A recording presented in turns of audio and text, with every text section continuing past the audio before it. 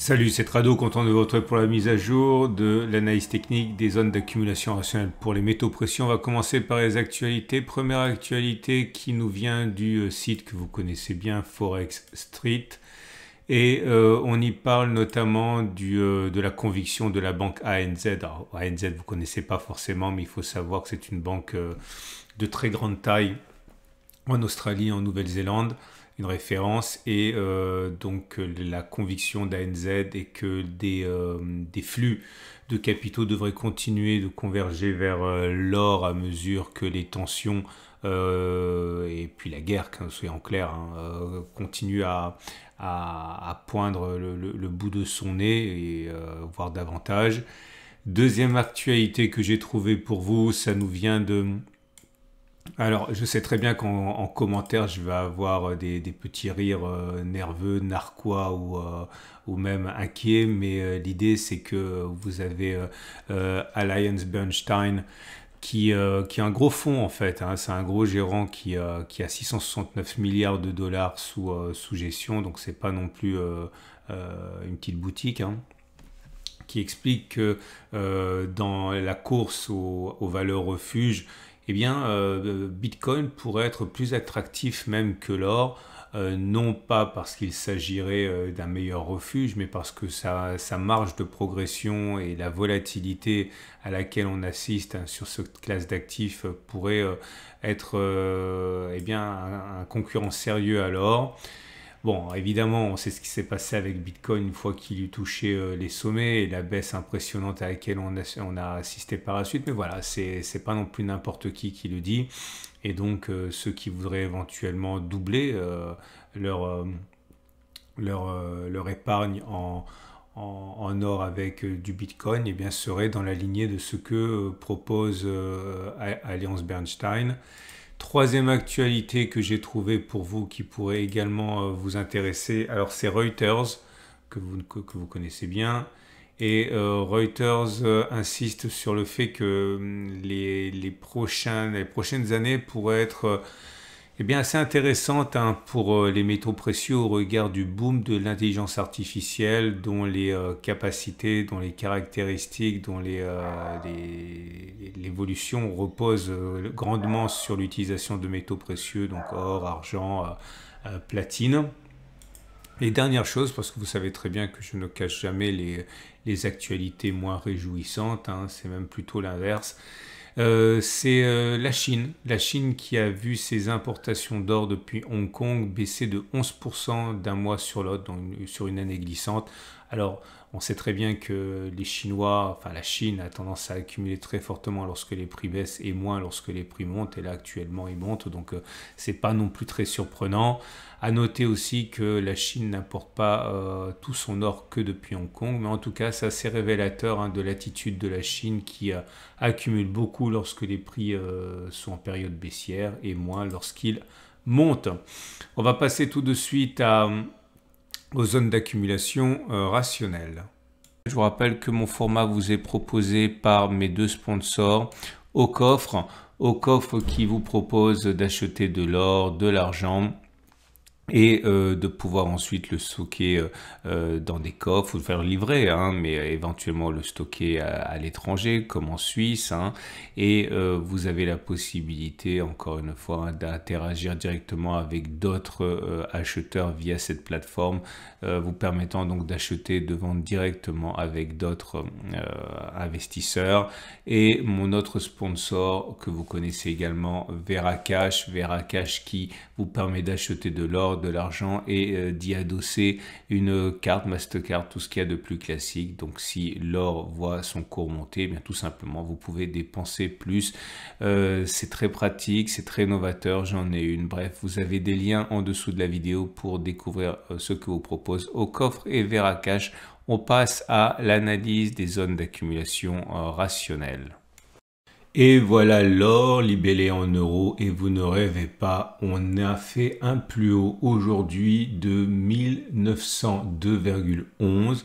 Le record absolu c'était ici de 1902,33. Donc à 20 centièmes, on a fait à 20 centièmes près, on a failli faire un record historique de l'or en euros. Et regardez le chemin parcouru depuis que tout le monde voyait l'or eh bien sombrer. Et encore une fois, ce n'est nullement ici l'objet de me moquer des analystes fondamentaux, mais vous voyez très bien que l'avenir est difficile à prévoir, hein, surtout quand il se passe dans le futur. Et deux, le problème, c'est qu'il y a toujours le problème du timing, c'est-à-dire qu'on peut avoir raison trop tôt, et c'est exactement pareil qu'avoir tort. Et là, c'est vrai que ceux qui encourageaient à être prudents par rapport à l'or, eh bien, se sont retrouvés exclus de cette impulsion haussière, évidemment complètement inattendue, puisqu'elle est en grande partie liée à ce qui se passe au Moyen-Orient. Mais là, une fois de plus, vous voyez l'intérêt qu'il y a de continuer à accumuler progressivement sur des zones d'accumulation sans essayer de savoir ce qui pourrait advenir. Et là encore, attention, parce que je vois bien effectivement les grands médias commencer à titrer sur ce record égalé, et vous pouvez être convaincu que c'est généralement dans ce genre de situation qu'on subit des attaques, hein. Donc en particulier parce que si on revient à la base, il s'agit d'une résistance, une résistance qui les précédentes fois a été assez meurtrière. Donc à titre personnel, j'appelle quand même à de la prudence en ce qui concerne l'accumulation sur les niveaux actuels. De toute manière, vous le savez, je ne vais pas le répéter, mais si vous avez déjà accumulé préalablement, vous n'avez absolument aucune raison d'accumuler sur des sommets. Prochaine zone d'accumulation rationnelle, 18,20, 18,10.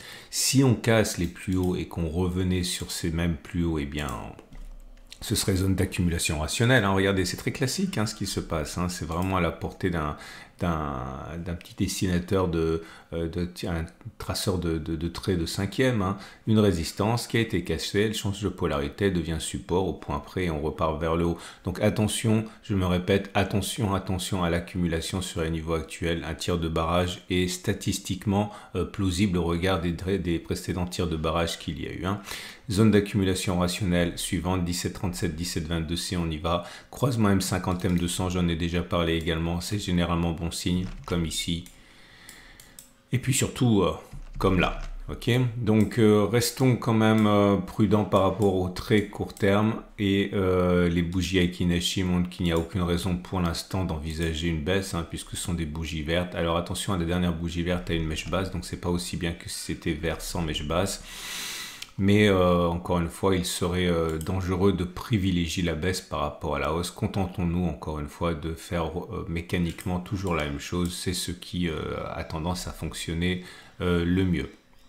L'or libellé en euros et en dollars n'est pas sur les mêmes sommets, hein, loin s'en faut.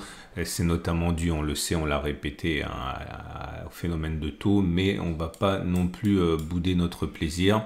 La hausse depuis 5 octobre, 6 octobre s'établit maintenant à 11%. Attention, hein, c'est l'or, hein, c'est balourd, c'est vraiment assez inerte. Donc c'est une progression qui est vraiment surprenante et agréable. Le croisement M50, M200 n'a pas eu lieu, mais la tendance de long terme et la tendance de fond sont haussières là aussi. Il y a des résistances, hein, il y a des résistances, elles sont là, les résistances, vous les voyez. Donc bon, contrairement à ce qui se passe pour l'or en euros, il y a peut-être encore matière à grappiller quelques dollars, mais très vite un vent contraire risque de se mettre en place. Encore une fois, et je suis désolé de me répéter, ce n'est que statistique, hein. Il ne faut pas venir me demander des comptes si on progresse comme dans du beurre, mais à titre personnel, j'évoque encore une fois ce principe de prudence dans l'accumulation. Alors, zone d'accumulation rationnelle 19,47, 19,08 dollars pour moi, hein. C'est-à-dire qu'il faudrait patienter une correction, hein, pour une correction de 3 à 5% si elle advient. Mais maintenant, là encore, la petite ellipse est là pour vous rappeler que des accumulations, enfin les petites ellipses sont là pour vous montrer que des accumulations, il y en a régulièrement tout le temps, et que Il m'étonnerait fort que l'on ne revienne pas à un moment ou à un autre consolidé. Hein. Les bougies Akinashi, là aussi, de toute beauté. Alors attention, parce que là, c'est également des bougies vertes, mais il y a 3 bougies vertes avec mèche basse. Donc la pression haussière est là, mais elle n'est pas aussi forte hein, qu'elle a pu l'être il y a quelques jours. Hein. Regardez l'argent.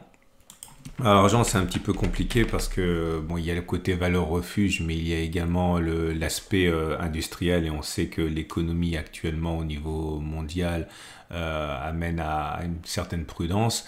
Mais c'est pas mal quand même, hein, puisque depuis la zone d'accumulation rationnelle du 5 octobre, qui a été touché ici, on a progressé de 11%, on a même fait du 14%, mais vous voyez ce décalage entre les plus hauts qui ne sont pas faits sur l'argent par rapport à l'or, et dû justement au statut de valeur refuge que l'argent n'a pas, enfin qu'elle a moins que l'or. Attention, croisement M50, M200 à venir peut-être, attention également parce qu'il y a eu un faux signal ici, mais ça peut généralement procurer des opportunités intéressantes, même si c'est moins intéressant que pour l'or, historiquement parlant, hein, pour cette stratégie. Résistance qui serait naïf d'ignorer ici. Ok, donc attention, là aussi ça me semble pas être une zone optimale pour accumuler. La zone optimale, ce serait un retour éventuellement sur les 23, 18, 8. Et pour l'argent libellé en dollars, c'est la même chose.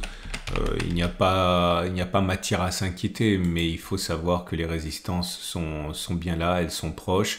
Elles sont voilà, ici. Regardez, chaque fois qu'il y a une attaque baissière, hein, c'était sur ce niveau. Donc, comme pour l'or libellé en dollars, il y a un peu de mou hein, pour monter, mais très vite, on va se retrouver face à des courants vendeurs, notamment les investisseurs de court terme, hein, enfin les traders de court terme qui ont acheté ici et qui vont vendre pour beaucoup ici.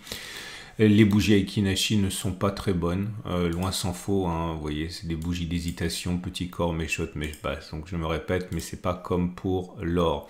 On va passer au platinoïde. Et c'est pas du tout la même rengaine hein, avec le palladium qui ne ressaisit qu'à peine, toujours sur des niveaux extrêmement bas et loin de la prochaine zone d'accumulation rationnelle des 935-827. Hein. Regardez, je veux vous montrer que ma stratégie est loin d'être une martingale. Hein. Regardez mes 2 précédentes accumulations cerclées ici, elles sont négatives. Hein. Donc il faut pas non plus et jamais mettre tous ses œufs dans le même panier et penser que cette fois-ci c'est la bonne, hein, puisqu'on peut envisager que voilà, on est revenu sur des niveaux qui n'avaient pas été visités depuis 2018. Hein. Et là, il est vrai que le ralentissement économique joue à plein dans cette évolution, même si encore une fois, tous les analystes disent qu'à moyen long terme, le palladium devrait briller à nouveau. Pour l'instant, on n'est pas sur zone d'accumulation rationnelle, tendance de long terme baissière, tendance de fond baissière, que ce soit en euros ou en dollars. Pour le dollar, par contre, enfin, pour le palladium libellé en dollars, on est en zone d'accumulation rationnelle. Donc, 11,40, 10, 30.